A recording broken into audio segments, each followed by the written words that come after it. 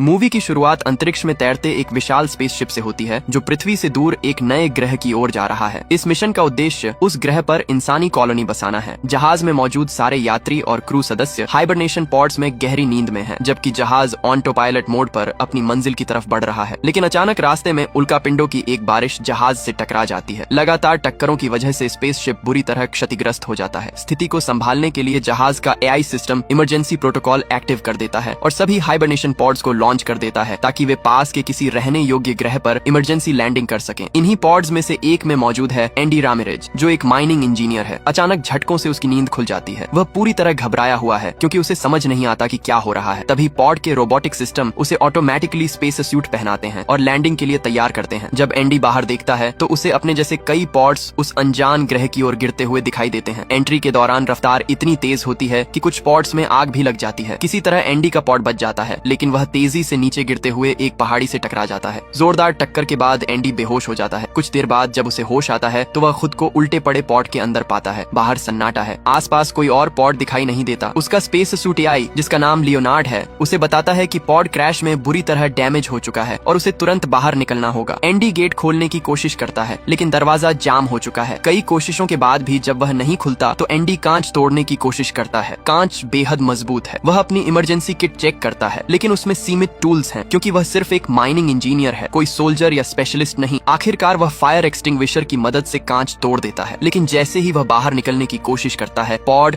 और खिसक कर पलट जाता है। इस दौरान उसका सूट फट जाता है और ऑक्सीजन तेजी से लीक होने लगती है। लियोनार्ड तुरंत चेतावनी देता है कि उसकी ऑक्सीजन तेजी से खत्म हो रही है। घबराहट में एंडी सूट पर रिपेयरिंग स्प्रे लगाता है, जिससे अस्थायी रूप से लीक बंद हो जाता है। बड़ी मुश्किल से वह पॉड से बाहर निकल आता है। बाहर का नजारा बेहद अजीब और डरावना है। वातावरण सांस लेने लायक नहीं है। दूर दूर तक बंजर और चट्टानी जमीन फैली हुई है। तभी आसमान में उनका मुख्य स्पेसशिप दिखाई देता है, जो कुछ ही देर में इस ग्रह पर आकर क्रैश हो जाता है। एंडी लियोनार्ड से पूछता है कि वे कहाँ हैं। लियोनार्ड बताता है कि यह एक अनजान ग्रह है, जिसके बारे में इंसानों के पास कोई पुख्ता जानकारी नहीं है। ये सुनकर एंडी की चिंता और बढ़ जाती है। तभी उसे दूर कहीं रोशनी जैसी कुछ चमकती दिखाई देती है। उम्मीद की एक किरण के साथ वह उस दिशा में बढ़ने का फैसला करता है। रास्ते में उसे जहाज का जला हुआ मलबा और एक और क्रैश हुआ पॉड मिलता है। वह अंदर झांकता है। एक मृत यात्री दिखाई देता है। ये देखकर एंडी बुरी तरह घबरा जाता है। वह उस पॉड से ऑक्सीजन टैंक निकालने की कोशिश करता है, लेकिन टैंक फटा हुआ है और पूरी ऑक्सीजन निकल चुकी है। निराश होकर वह फिर उसी चमकती रोशनी की ओर बढ़ता है। इस बीच तेज तूफान जैसी परिस्थितियां भी सामने आती हैं, जिससे चलना और मुश्किल हो जाता है। आखिरकार वह उस रोशनी तक पहुंचता है। पास जाकर उसे पता चलता है कि वे लाइट्स किसी और सर्वाइवर ने लगाई है। एंडी किसी इंसान को जिंदा देखकर राहत की सांस लेता है। उसने एक अस्थायी कम्युनिकेशन सेटअप तैयार किया था, जिसकी मदद से वह पृथ्वी पर एसओएस सिग्नल भेजने की कोशिश कर रही थी। फिलहाल इंतजार, हम पृथ्वी से बहुत दूर हैं। हमारा मैसेज वहां तक पहुंचने में लगभग 8 महीने लेगा, और अगर उन्होंने तुरंत रेस्क्यू मिशन भेज भी दिया तो यहाँ तक आने में 1.5 से 2 साल लग सकते हैं। एंडी हैरान रह जाता है। हम इतने साल यहाँ जिंदा कैसे रहेंगे, बिना खाने बिना पानी? अगर हमें जिंदा रहना है तो हमें सर्वाइव करना होगा। जो भी करना पड़े हम करेंगे। क्रैश हुए जहाज में सप्लाई, ऑक्सीजन और सर्वाइवल गियर मिल सकता है। हमें हार नहीं माननी है। एंडी इस सच्चाई से अंदर तक हिल जाता है। इसी बीच एंडी अपने सूट की लाइट्स का कनेक्शन ठीक कर रहा होता है। तभी अचानक उसके पीछे से तेज हलचल होती है। वह कुछ समझ पाता उससे पहले ही कोई अनदेखी ताकत पॉड को जोर से झटका देती है। लाइट्स टिमटिमाने लगती हैं। एंडी मुड़कर देखता है, लेकिन अंधेरे और धूल के बीच उसे कुछ साफ दिखाई नहीं देता। कुछ सेकंड पहले तक जो कनेक्शन साफ था, अब सन्नाटा छा जाता है। घबराकर एंडी इधर उधर देखता है। उसे लगता है शायद सिग्नल में दिक्कत आई है। वह फिर से कनेक्शन चेक करता है। उसी दौरान उसे पता चलता है कि पृथ्वी के लिए भेजा गया मैसेज पूरी तरह तैयार है। समय बर्बाद किए बिना वह ट्रांसमिशन शुरू कर देता है। मैसेज अंतरिक्ष की गहराइयों में भेज दिया जाता है, एक उम्मीद के सहारे। तभी लियोनार्ड चेतावनी देता है, ऑक्सीजन स्तर कम हो रहा है, आपको जल्द ही सप्लाई की जरूरत पड़ेगी। अब एंडी के पास समय बहुत कम है। उसे याद आता है मुख्य स्पेसशिप के मलबे में सर्वाइवल सप्लाई हो सकती है।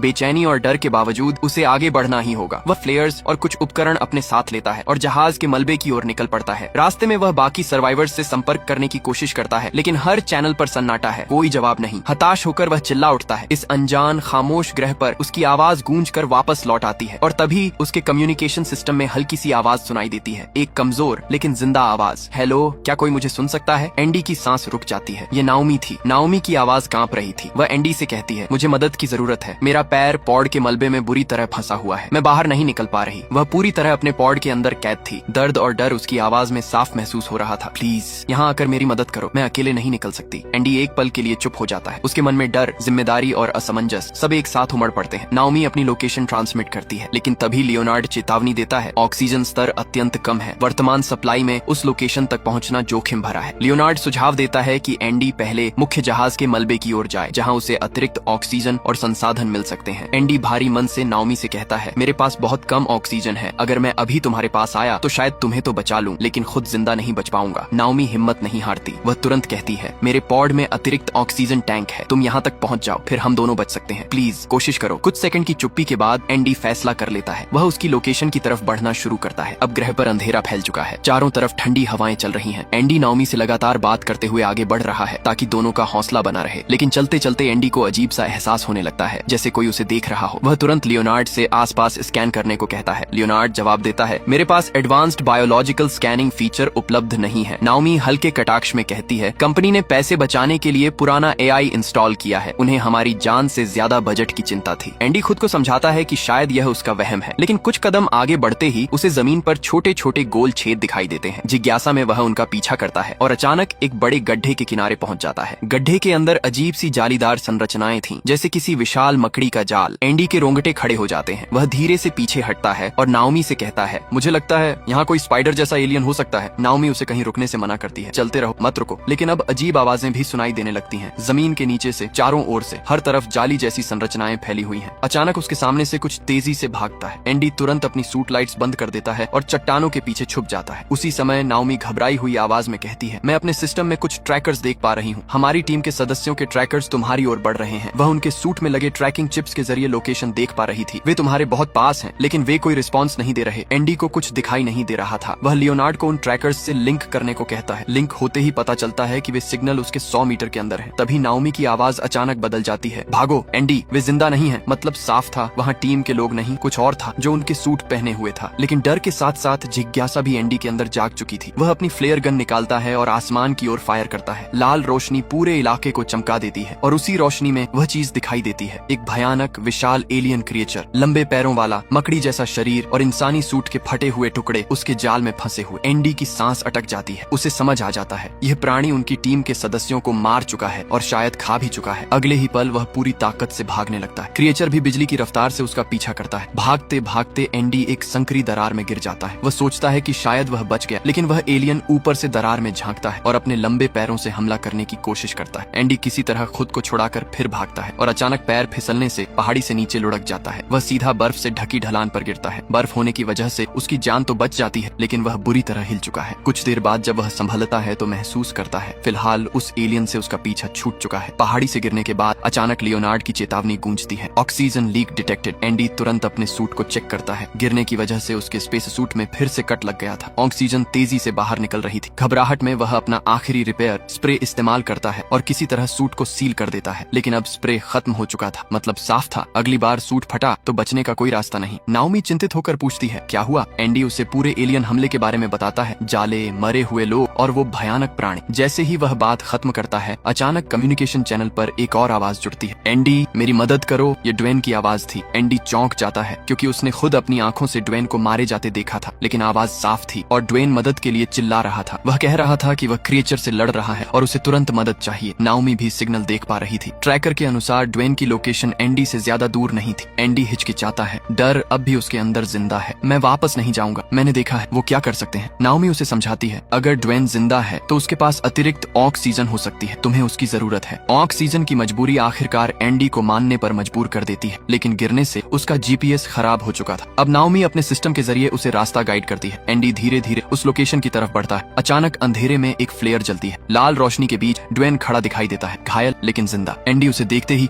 उसकी तरफ भागता है और तभी अचानक पीछे से वही विशाल एलियन क्रिएचर ड्वेन पर झपट पड़ता है। एक ही पल में वह उसे जमीन पर गिराकर चीर फाड़ देता है। एंडी डर के मारे एक क्रैश हुए पॉड के पीछे छिप जाता है। उसके सामने ड्वेन का भयानक अंत हो जाता है, लेकिन खतरा अभी टला नहीं था। एक दूसरा क्रिएचर उसकी मौजूदगी भांप लेता है और उसकी तरफ बढ़ने लगता है। एंडी की सांसें तेज हो जाती हैं। तभी पास में पड़ा एक पॉड अचानक एक्टिव हो जाता है। उसकी लाइट्स ब्लिंक करने लगती हैं। क्रिएचर का ध्यान भटक जाता है और वह उस पॉड पर हमला कर देता है। असल में नाओमी ने रिमोटली उस पॉड को एक्टिव किया था ताकि एंडी को भागने का मौका मिल सके। वह टीम की सुपरवाइजर थी, इसलिए उसके पास सिस्टम एक्सेस था। एंडी तुरंत दूसरे पॉड के अंदर घुसकर छिप जाता है, लेकिन तभी गलती हो जाती है। नाओमी नाओमी दूसरा पॉड एक्टिव करने की कोशिश में उसी पॉड को ऑन कर देती है जिसमें एंडी छिपा हुआ था। अंदर लाइट्स ब्लिंक करने लगती हैं। क्रिएचर अब सीधे उसी पॉड की तरफ बढ़ रहे थे। अंदर एक मृत शरीर भी पड़ा था और उस अंधेरे बंद जगह में एंडी का डर कई गुना बढ़ जाता है। वह नाओमी से कहता है, इसे बंद करो जल्दी, लेकिन सिस्टम रिस्पॉन्ड नहीं करता। अब एंडी को लगता है यही उसका अंत है। आखिरी कोशिश में नाओमी सारे पॉड्स एक साथ एक्टिव कर देती है। चारों तरफ लाइट्स ब्लिंक करने लगती हैं। क्रिएचर कंफ्यूज हो जाते हैं और अलग अलग दिशाओं में बंट जाते हैं। यही मौका देखकर एंडी पूरी ताकत से भागता है, लेकिन कुछ क्रिएचर उसे देख लेते हैं और फिर से पीछा शुरू कर देते हैं। भागते भागते एंडी अचानक एक धुंधले इलाके में पहुंच जाता है। चारों तरफ घना फॉग। क्रिएचर उस सीमा तक आते हैं, लेकिन एक कदम भी अंदर नहीं रखते। वे वहीं से वापस मुड़ जाते हैं। एंडी हैरान है। तभी उसे आसपास चमकते हुए जुगनू दिखाई देते हैं, बेहद खूबसूरत नीली हरी रोशनी बिखेरते हुए। कुछ पल के लिए वह इस सुंदर दृश्य में खो जाता है, लेकिन अचानक उन जुगनुओं का रंग लाल हो जाता है और अगले ही सेकंड वे झुंड बनाकर एंडी पर हमला कर देते हैं। वे साधारण जुगनू नहीं थे, वे आक्रामक जीव थे। एंडी किसी तरह खुद को बचाते हुए आगे बढ़ता है। नाओमी अनुमान लगाती है शायद क्रिएचर इनसे डरते होंगे, इसलिए वे फॉग एरिया में नहीं आए। लेकिन तभी एंडी को जमीन के अंदर से गहरी घरघराहट सुनाई देती है। वह कहता है, नहीं, वे जुगनुओं से नहीं डर रहे थे, वे किसी और चीज से डर रहे थे।